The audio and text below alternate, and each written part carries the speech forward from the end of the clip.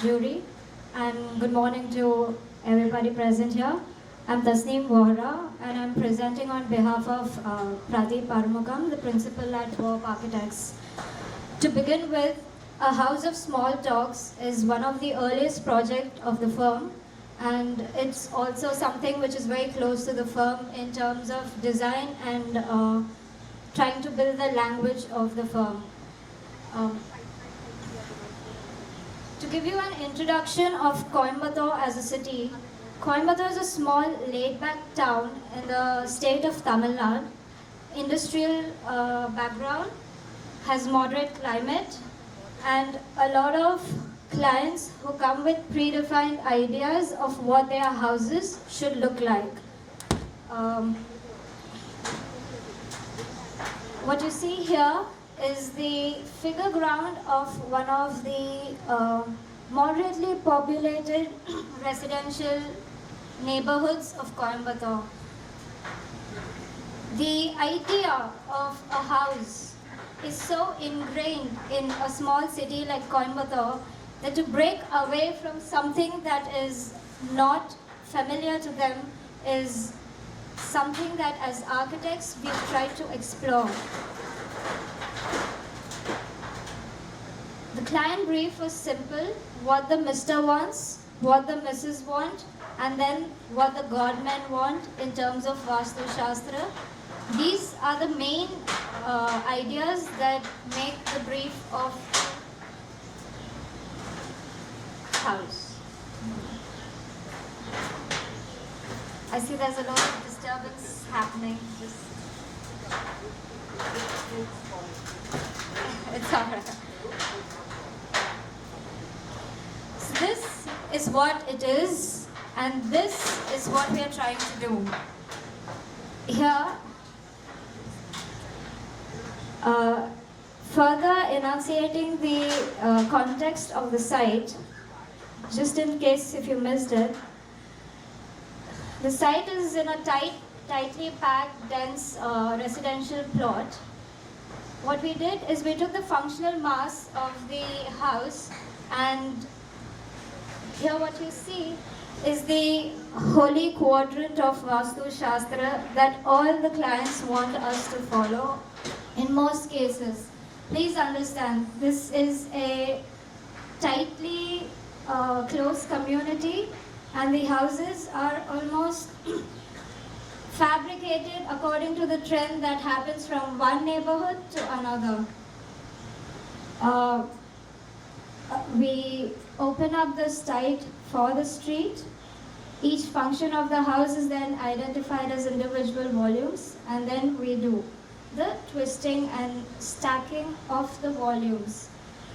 What we are trying here mainly is to create a dialogue between the house and its context, within the house in terms of landscape and in terms of what is happening at the ground level and at the house within.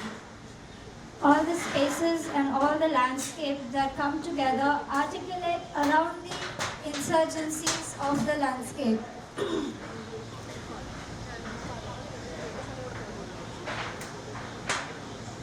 Here you can see that from the road we have opened up the entire site to give a full view of the house. The choreography of spaces where all the landscape which have the insurgencies of the landscape here and the insurgency of the skyscape here.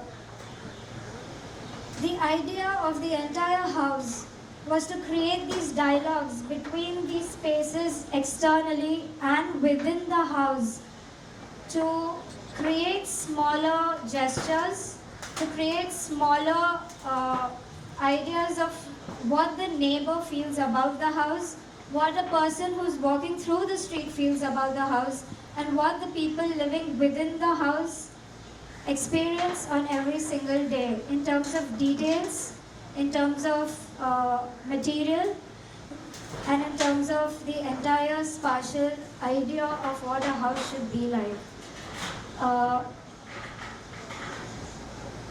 As minimal as the exteriors were, the interior comes in contrast to what the exteriors were. Again, the same idea of having smaller dialogues happening at multiple levels. So the courtyard, which acts as the pivotal point around which the entire public spaces of the house are defined. You can see across here. On the right hand side, you can see the living. On the left hand side, you can see the informal living. And behind this is the dining area. All the public spaces of the house are around the main idea of opening up and forming these smaller dialogues, hoping that all these smaller gestures, when come together, be it in smaller dialogues, deliveries, and the idea of having the fact that all these smaller talks, when come together, would be a start of a good conversation for a city like Coimbatore, breaking ideas and going away from what a conventional idea of a house should look like. Thank you. Thank you. Can you just talk a little bit about what set the orientation of each of the blocks? What are they responding to that allows them, that helps by being on those configuration? So if you see, sir, from this is a very, what we did is we took the function of each house and gave it a volume and layout based on how the functions are distributed for a living purpose. As in, we enter and we want a hall. The client also comes up with their ideas of how they want to have the functions around. So we first, this that you see right now is the grid pattern that the entire urban fabric follows. What we did from here is we broke it, the main grid that they are so familiar with, of how it happens along in the entire region. And we started twisting all the volumes around that central pivoting courtyard.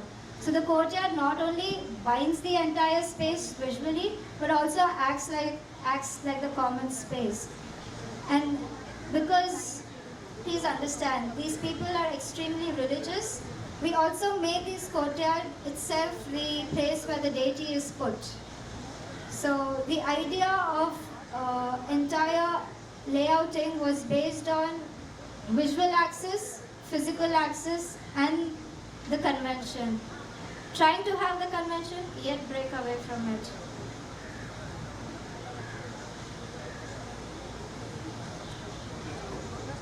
Are they very unfriendly people?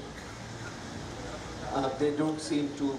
Are the neighbors terrible? Are the buildings around very, very bad? Are you asking about my clients? Yes. And also the context, the place where it's built. It must be a terrible place for a house to be so closed.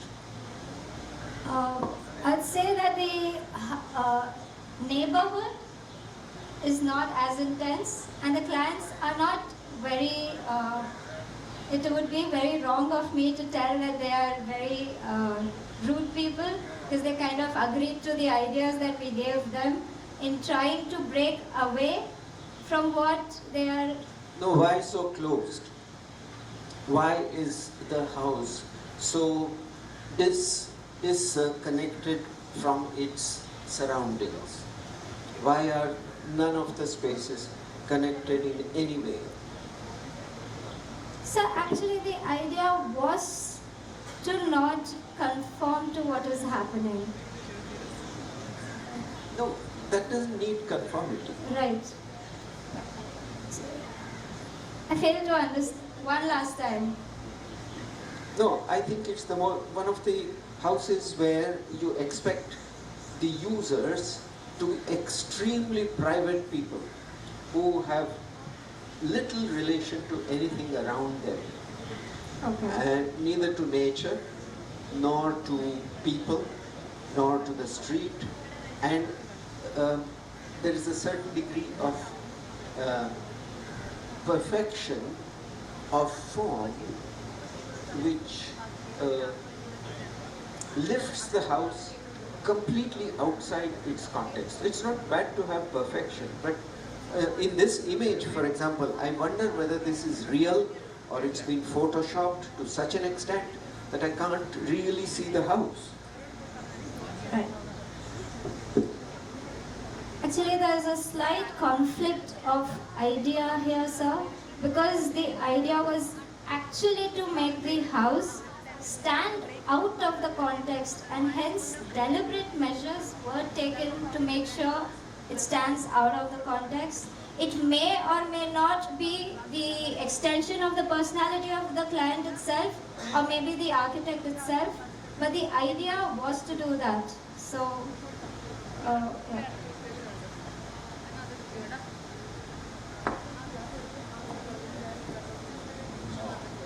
You said about your client, three needs, out of which one need was Vastu. Right, sir. And the Vastu was very predominantly there, and it's a science which we believe should be addressed. So trying to break away from the grid, which is normally prescribed in the Vastu Shastra. How you are able to deal with that, or it is just a cardinal directional positioning which you have done, and then trying to compromise something, and whether you have understood the concepts of that correctly and implied that on the kind of planning which you did in the house. That's the kind of thing which I wanted to understand. And how exclusive you wanted to become when you constructing the house, when you have a community which is around. That is what. Okay, I get your point. Maybe because we are the residents of a town where Vastu is so prevalent at a very rigorous stage, where every single government comes up with their own rules of Vastu. There's not, of course, there's a science of Vastu Shastra that even we as architects respect, but we are not talking about that Vastu Shastra. It's just the Vastu that every client will come up with their own idea of what the Vastu Shastra is. So even if you see the current layout, the southwest portion is what is usually raised and put. That's what I said, you have overlapped that kind of things. Normally the cardinal positions which Yes, have been placed, yes. and then you are trying to adhere, and then after that it's Godman's wish which was supposed to be followed. That's what you did, or maybe you try to convince the Godman that whatever we are doing is according to you, and made him agree, because seems to be a kind of business model which has been happening now with the Godmans when they come to Vastu thing. So I wanted to understand the kind of nitty-gritty and understanding of Vastu in the real sense, and how you overlay that, because your basic premise was on which your design progressed was one of that aspect was Vastu when you said that. That is why understanding the kind of the authenticity and the kind of seriousness by which you went into, or your design ideas and the decisions were more predominant rather than this other aspect of it. That is what the kind of question. So I think the exclusivity of the design from the context and the idea of Vastu were both intended more than something that is just an other exterior outcome of something that we were trying to do. So it may or may not agree with a lot of people, but thank you.